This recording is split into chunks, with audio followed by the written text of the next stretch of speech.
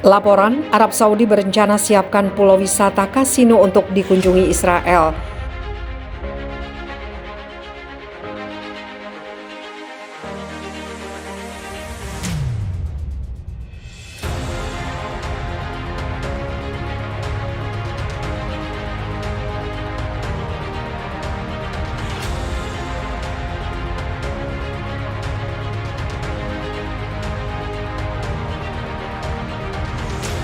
Situs web ekonomi Israel Globus melaporkan Arab Saudi berencana menjadikan Pulau Tiran dan Sanafir sebagai tujuan wisata, termasuk hotel dan kasino yang dapat dikunjungi orang Israel.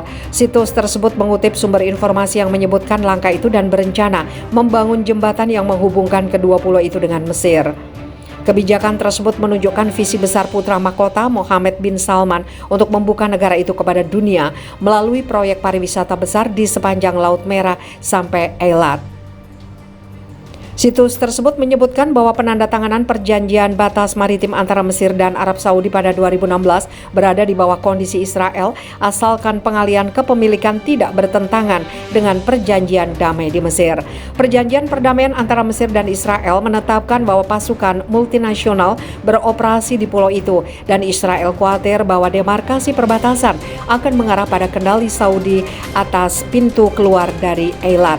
Sumber juga mengatakan bahwa pembukaan Pulau Tiran dan Sanafir untuk turis Israel menunjukkan keinginan Arab Saudi untuk meningkatkan langkah untuk lebih dekat dengan Israel.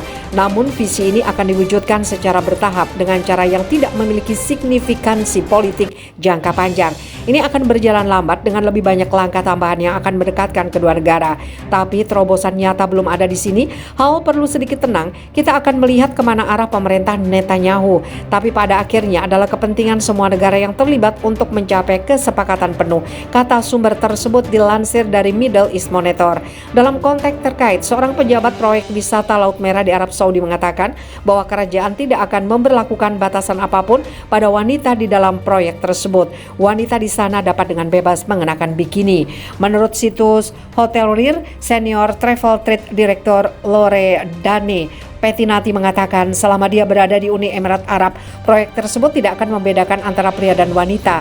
Abaya tidak wajib, bukti pernikahan tidak diperlukan untuk memesan hotel. Menjawab pertanyaan dari hadirin, Petinati mengatakan tidak akan ada larangan bagi perempuan di seluruh wilayah Arab Saudi. Bahkan jika Anda belum menikah, Anda tidak akan memiliki masalah dengan tinggal di hotel. Kami tidak akan bertanya kepada pria atau wanita apakah mereka sudah menikah atau tidak saat memesan hotel. Wanita akan bisa memakai bikini di Laut Merah, katanya menambahkan.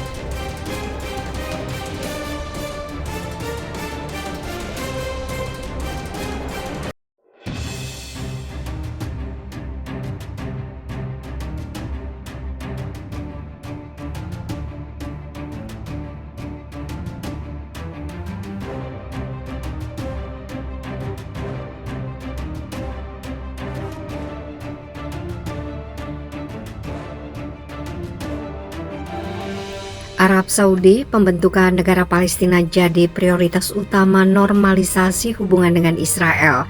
Pembentukan negara Palestina menjadi persyaratan utama yang diberikan Arab Saudi jika Israel berusaha menawarkan untuk menjalin hubungan diplomatik.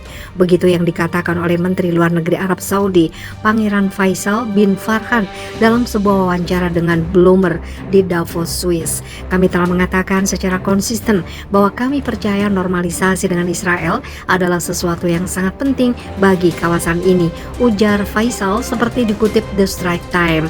Namun ia menegaskan normalisasi dan stabilitas sejati hanya bisa terjadi dengan memberikan harapan kepada warga Palestina, dengan memberikan martabat kepada warga Palestina. Normalisasi membutuhkan pemberian negara kepada Palestina dan itulah prioritasnya, lanjut Faisal. Di bawah kesepakatan yang dikenal sebagai Abraham Accords pada tahun 2020, Israel melakukan normalisasi hubungan dengan negara-negara Arab termasuk Uni Emirat Arab dan Bahrain. Baru-baru ini, Perdana Menteri Israel Benjamin Netanyahu dan Penasihat Keamanan Nasional Amerika Serikat Jake Sullivan membahas upaya normalisasi hubungan dengan Arab Saudi.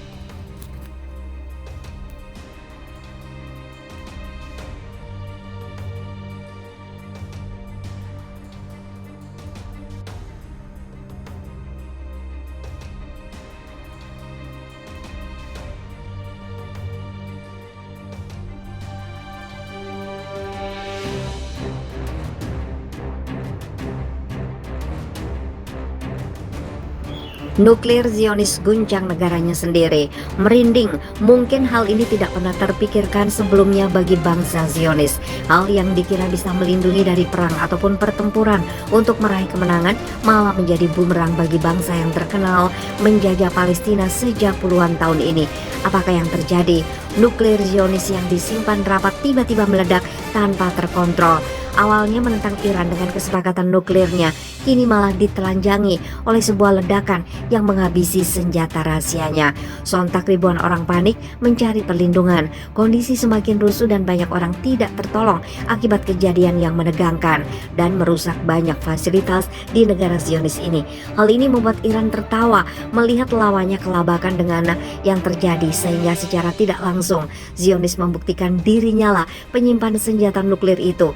Di sisi lain, Israel sendiri dipercaya memiliki senjata nuklir pada 1960-an. Namun kepemilikan nuklir Tel Aviv tidak pernah dikonfirmasi secara resmi. Walaupun demikian, Perdana Menteri Israel sempat mengatakan Tel Aviv memiliki kemampuan lain untuk memastikan keselamatan negara tersebut terhadap semua ancaman. Banyak yang menilai pernyataan PM Israel ini secara terselubung merujuk pada pasukan senjata nuklir Israel yang kini masih menjadi misteri.